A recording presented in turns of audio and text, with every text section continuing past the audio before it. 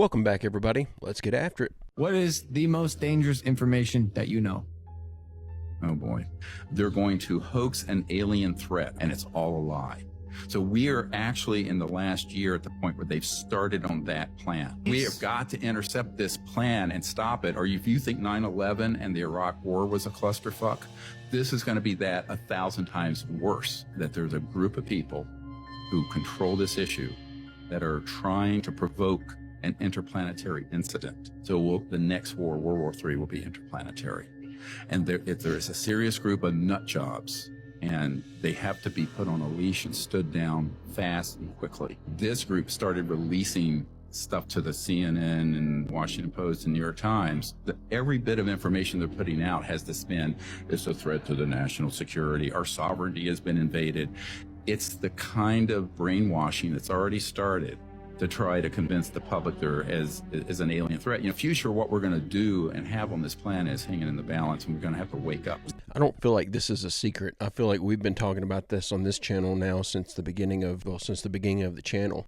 This is the whole thing, all this alien stuff coming out. It all feels like some big government psyop that they're going to plot out some fake alien invasion to try to get us all on board with this one world government. If we don't take back control of this planet, they're going to start selling us time. Selling us time? Well, now they've learned how to master the telomeres. So now they know how to keep you living longer. Now, all of a sudden, oh, you want to live to be 100? Oh, well, it's going to cost you this and that. Or you're going to have to do this, you're going to have to do that. Even if you look at the Egyptians, they were lied to. The mummification that you see in Egypt and these fancy sarcophagus and these tombs, when you go in a tomb, you see these elaborate tombs, all this elaborate artwork. But before they were robbed, all the jewelry, all the riches, all the money, all the gold, the cats, the wives, the maids are all in there with you. When you go, everybody got to go. Well, why is that? If I'm going to go to some afterlife, I know that this money and gold ain't coming to the afterlife. See, they were told that the mummification process was about saving the DNA to be brought back to life at a later time. Over time, the secret of that got lost, and it became this mummification. We're going on the solar boat and blah, blah, blah. The real implication of this was we're going to come back because these people in the beginning pharaohs, they were the sons of these Anunnaki gods. They were half human, half Anunnaki. We promise you, we're going to bring you back. So keep everything here, hide it good. That's why the tombs were hidden. That was the premise behind it. It was about preserving DNA to be cloned and transfer yourself into a brand new body here in this realm. That's why I keep saying it's so vital to take control of this planet, because they'll start selling us time, and rich people will live longer and people who are poor will die sooner. Can you imagine if they actually created a way for us to live indefinitely so we never have to die, but then we become slaves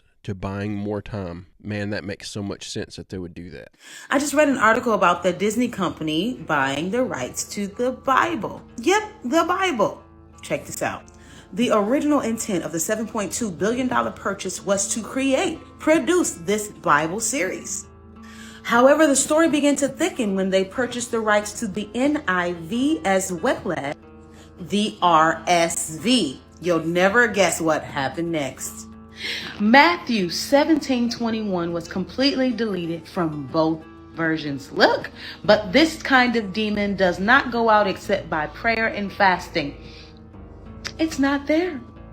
It literally skips from 20 to 22 in both versions. This is exactly why it's vitally important to study the word and know it for yourself. If they take it away, you need to know what it says. If they change it, you need to know what it says. Jesus is soon to return. You need to be ready. Watch the video I provided, come back and follow for more. Now, I don't like to get into a lot of religious stuff on this channel. If Disney is getting involved in purchasing copyright rights to different versions of the Bible, I think that's definitely something we need to all be aware of, because if they do come out with something, it's not going to be even close to Scripture. It's going to be full of their propaganda and stuff like all their regular franchises and movies and stuff are now. Yeah. Pretty suspicious. Why would a company like Disney want to buy rights to Scripture? Did you guys hear about the Lockheed Martin whistleblower? What is Lockheed Martin? An engineering Yeah, firm. but they make weapons, missile jets. Okay, Stark Industries. But this U.S. intelligence someone came out claiming that Lockheed Martin has had their own internalized military division to go and recover non-human intelligent craft. They actually found a NHI craft, reverse engineered it, and have their own flying craft. Have not told the U.S. government because they don't want to give them that technology. So what they do is they create their own militarized divisions to go and get these crashed NHI crafts. If we have advanced technologically as a human race, why couldn't the same thing be said for them? Why can't these beings constantly develop new and newer technology? So are all of the UFOs we're finding the alien redneck version of their craft? That just broke down That on this broke earth. down on Yeah. Earth. That is crazy. Again, I've heard so much about this, I didn't know it was supposed to be a secret. I thought that was common knowledge that Lockheed Martin had their own military division. Yeah, this was the big surprise on this one to me, was finding out that it's not common knowledge.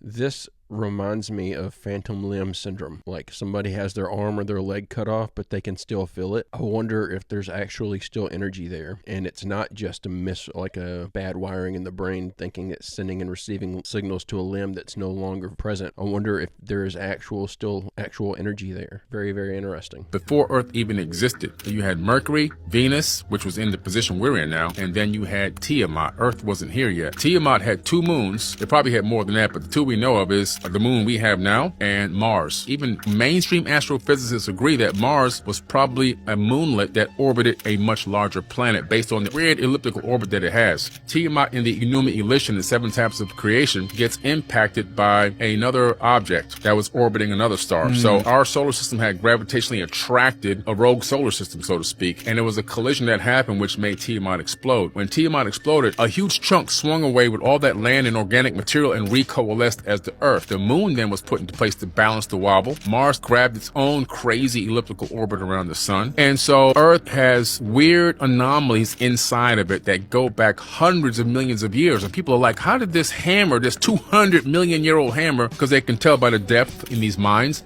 how did this pottery get down here? 300 million year old piece of pottery. It's not from Earth. It's when Earth was part of Tiamat. You're looking at a relic from a whole other civilization when we were part of another planet. Nobody's talking about this. I don't think anyone's ever heard of this. I think that's why no one's talking about it. I've never heard this before in my life, but I mean, I've heard of the theory that, at some point 2 planets collided and that's what created the Earth. I think we've all heard that theory, but the theory that some of our ancient artifacts are actually leftovers from that collision, that's fascinating. To think that we might actually be getting alien artifacts from where 2 different planets collided and created our current Earth. That's very fascinating. That's a very interesting idea. Hey, if you're enjoying this video, I make a new one just like it every single day. It'd be awesome if you'd hit that subscribe button and come back tomorrow to join me. That they are interdimensionally sucking the essence of our youth. Right. And they believe they're possessed by an off-world entity. They do? Yeah, and Joe, I've been on air 22 years. I don't get into aliens, metaphysical, religion, any of that. I've studied the elite, and I've also communicated with a lot of the top people. And if you want to know, I will actually break down right now the best knowledge right now what's happening on the planet. What's happening? Let me give you a basic gestalt. Okay. I love when you can use that word with full confidence. I've never said that. Let me give you a basic gestalt. I'd be like, oh my God, I'm such a fraud. No, you're not. No, but that's what I think if I use that word. No, you'll get all this because you'll already have most of the static because you're a bookworm, a research worm, in a good way. The elite are all about transcendence and living forever and the secrets of the universe, and they want to know all this. Some are good, some are bad, some are a mix. But the good ones don't ever want to organize. The bad ones tend to want to organize because they lust after power. Powerful consciousnesses don't want to dominate other people. They want to empower them, so they don't tend to get together until things are really late in the game. Then they come together. Evil's always defeated because good is so much stronger. And we're on this planet, and Einstein's physics showed it, Max Planck's physics showed it all. There's at least 12 dimensions. And now that's why all the top scientists and billionaires are coming out saying it's a false hologram. It is artificial. The computers are scanning it and finding tension points where it's artificially projected and gravity's bleeding in to this universe. That's what they call dark matter. So we're like a thought or a dream that's a wisp in some computer program, some God's mind, whatever. They're proving it all. It's all coming out. Now, there's like this sub-transmission zone below the 3rd dimension. that's just turned over to the most horrible things is what it resonates to. And it's trying to get up into the third dimension that's just a basic level consciousness to launch into the next levels. And our species is already way up in the fifth, sixth dimension, consciously our best people. But there's this big war trying to like basically destroy humanity because humanity has free will and there's a decision to which level we want to go to. We have free will, so evil's allowed to come and contend, not just good. And the elites themselves believe they're racing using human technology to try to take our best minds and build some type of breakaway civilization where they're going to merge with machines, transcend, and break away from the failed species that is man, which is kind of like a false transmission because they're thinking what they are is ugly and bad, projecting it onto themselves instead of believing, no, it's a human test about building us up. And so Google was set up 18, 19 years ago. I knew about this before it was declassified. I'm just saying I have good sources, that they wanted to build a giant artificial system.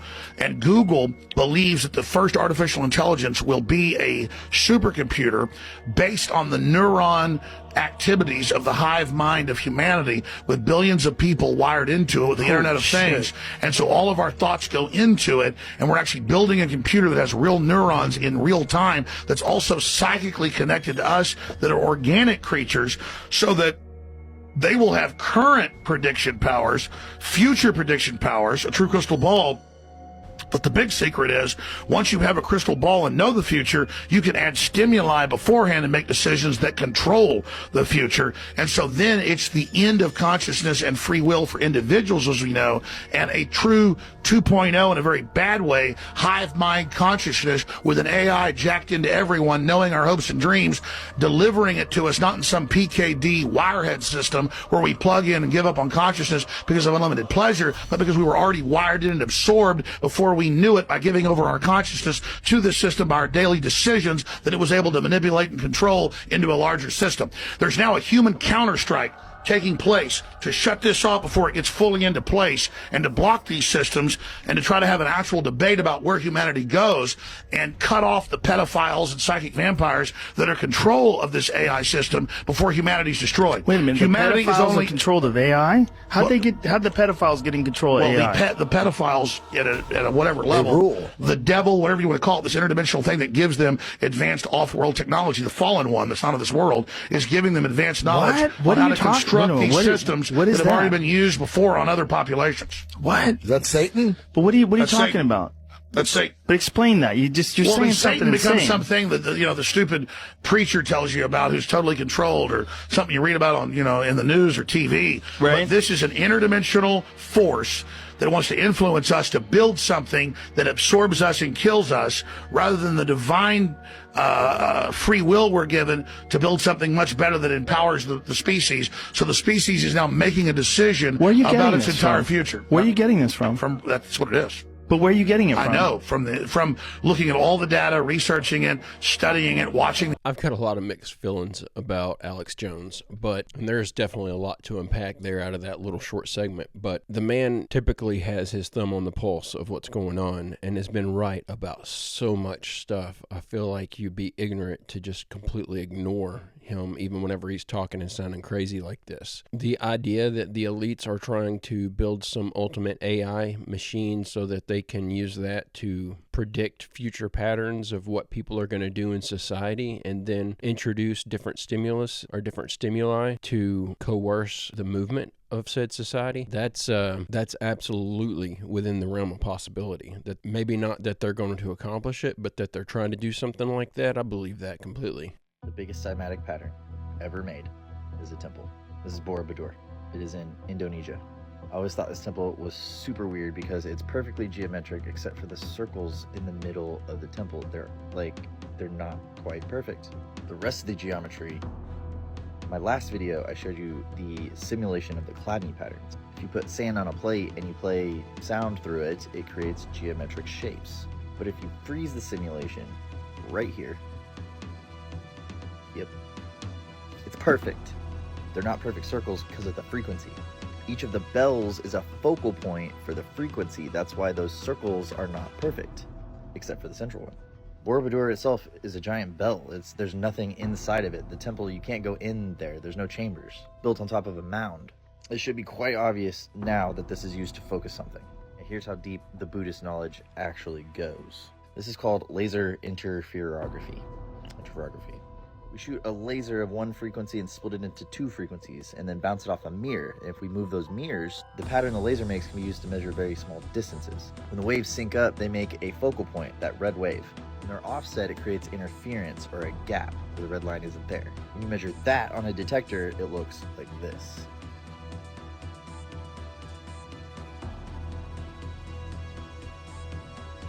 So it has a resonance, it focuses light on a volcanically active fault line on the planet. There are no records of its construction, and nobody knows why it was ever abandoned. What do you think it was for? Maybe we should talk to the monks instead of Wikipedia. You can't talk to a monk. They book on geometry and energy and stuff. May be very useful to you. You know, I like this video because it comes back to the frequency thing. I think frequencies were used to build all these structures, and it looks like these structures were built to harness some sort of frequency or to represent special frequencies. And if they're built on those fault lines, I think it'd be very interesting for us to study what's going on at that location whenever these fault lines go off. So during an earthquake or during aftershocks, is this thing producing some sound or doing anything particular? Maybe it actually has a purpose that still functions and we just don't know what to look for. Tartaria was this empire, highly advanced. This empire existed in modern day Russia, but now historians are like, no, it didn't. Well, guess what? There's a document from the CIA about Soviet Russia and the impacts of communism with the changing and erasing of history. And they talk about Tartaria. It says, or let us take the matter of history, the core of a people's cultural heritage. For example, the Central Committee of the Communist Party issued a directive ordering the parties to proceed to the scientific revision of the history of Tartaria. Tartar history was to be falsified in order to eliminate references to hide the fact of the real course of the Tartar-Russian relations. What does that all mean? So basically, it existed. That just made me freak out a little bit. Yeah. I mean, we talked about the Native Americans and like how developed they were and like how they're connected to people groups from all over the world. But the Smithsonian's like, no, we're going to write history like this. They were isolated and dumb. Yeah, it can't be vindicated because it didn't exist. Yeah. So that's interesting. We have actual documentation from the CIA claiming that Tartary actually existed, or Tartaria, whatever it was called.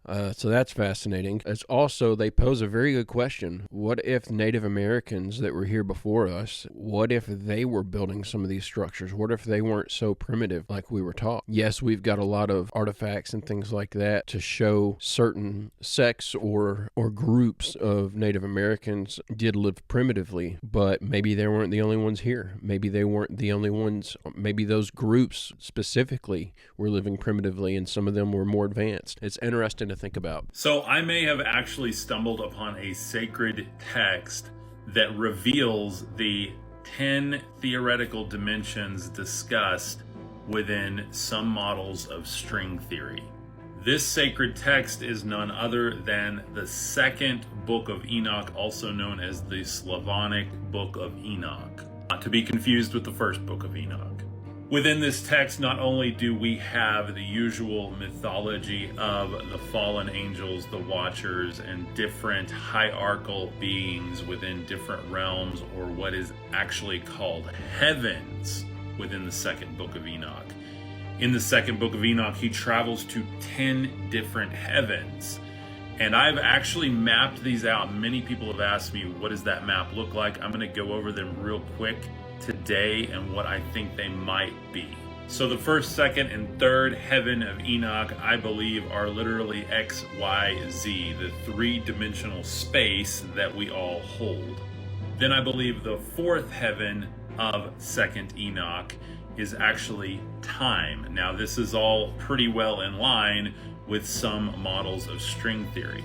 Then we start getting weird with the fifth heaven, or what I refer to as the veil. This would be between time and the rest of the dimensions, basically separating the higher realms from our realm. He talks about a very specific being, which essentially to me sounds just like the Watcher. Then in the sixth heaven, we get into what I call the guardian dimension. This dimension has 7 specific angels over it, and it also deals with the order of the cosmos and even the different phases of planetary bodies. Then the 7th heaven is when we get into where I think maybe some more spiritual technology is involved, and we see things that are very similar to the Ophanim in the Bible, or the multi-eyed craft, or what was called angels. I also call this the fractal dimension because it seems like form breaks down here, and it's really more about the patterns and synchronicities that make up creation. I'll go through the 8, 9, and 10 dimensions in another video just because they get pretty in-depth and very, very weird. If you like this kind of thing, please consider giving me a follow. My name is Cub Cooker, and I would love to have you as a part of our community. Quick disclaimer, I'm not a scientist. Everything I talk about is highly theoretical. I'm all about imagination, mythos, mythology, and the supernatural realms. If you want to go super deep with me, check out my membership over on my profile. So I'm curious to know down in the comments what your guys' thoughts are on this one. I have the Book of Enoch. I'm currently going through the Book of Enoch, the first book, but I've got so many things here that I'm trying to read through, and I just bought this, Between Life and Death by Dolores Cannon. So this is moving to the front of the list because it's, I think, some of the most fascinating stuff to read about. I'm just reading too much right now. I can't get to the second book of Enoch yet. Curious what you guys think about it. When I get to it, I'll have more to say about my opinions and thoughts on that. But until then, I will wait and make up my mind whenever I read it for myself. You were tasked with remote viewing Mars. And the time period, I believe, was 1 million BC? Yeah, 1 million BC. Who was that directed by? Well, when it was tasked, I was sleeping in the industrial cube at the Monroe Institute, and he said, well, I have some people here from the Department of the Army, and they have a target for you. He said, I have an envelope here. There's nothing written on it. It's in my pocket. Tell me something about it. It started out with a really large pyramid. First words out of my mouth was, this must be a new discovery. And he said, why do you say that? I said, because it's huge. It's bigger than the Pyramid of Giza. And it turned out there were 6 specific targets that I was given in that particular case. And all 6 of them, I described exactly what was standing there. What was also pictured in negatives by JPL. Jet Propulsion Laboratory. So I finally said, it's like a special race of people or something. I'm getting humans just like we are. That didn't really give us a lot other than the fact that remote viewing's being used by Jet Propulsion Labs to try to understand what they're seeing in these images on other planets and stuff. This is, I would imagine that he's talking about Mars and the pyramids that they've seen on Mars, but not a lot to go off of there, so I really don't know. There was actually a really cool study that I want to tell you about that proves that average humans can look into the future. And this is without a doubt like beyond Six Sigma proof, which is science's gold standard of this is a phenomena, that type of statistical proof that human beings can literally look into the future. And it was on an ironclad study that even the most vehement skeptics weren't able to poke any holes in. And it started with a study that was done on what's called priming. So they put a bunch of people in a chair in front of a computer system, and the computer ran the whole experiment, randomized the whole thing, selected out of a database, grabbed images and words that were connected with a study that they wanted to do regarding putting a picture of, let's say, a kitty in front of somebody. And so they show you this picture of this kitty on the screen, and then a few seconds later, they give you the option to select cute or ugly, binary choice. So you press button 1 or button 2, and then they measure you, because it's a computer, they can measure down to the split second, 100th of a second, how fast you're selecting your word associated with the image. But then they make it complicated one step further. For 1/30th of a second, before they even show you the picture of the kitty, randomly selected over the 2 words, they will flash one of the words in front of you that your conscious awareness can't pick up because we can't see 1/30th of a second, but the subconscious does pick it up. So your subconscious mind sees the 1/30th of a flash of the word right before they show you the kitty. And it's either cute or ugly that they flash before it. Now, if it's cute, you'll select cute cute faster. If you think kitties are cute, you might hate kitties, I don't know. If they flash ugly before the kitty, then it will take you a split second longer to select cute. And this is a perfect study because there's no study investigator and human interaction, so there's no human-to-human interface interaction that can occur there to where you're skewing the results. There's no clue about what the selection needs to be from any other source. It's just a computer running the experiment. So this is from a psychological sciences perspective, this is a perfect study because it's only a human being measured by a computer with a completely randomized set of data that's being placed in front of the human and measuring how fast they can react to something based on a stimuli that they put right before. This next researcher who wanted to investigate whether or not this primer had any influence on these people in the future. He took the primer from over here at the beginning of the process and he simply put it over here at the end of the process.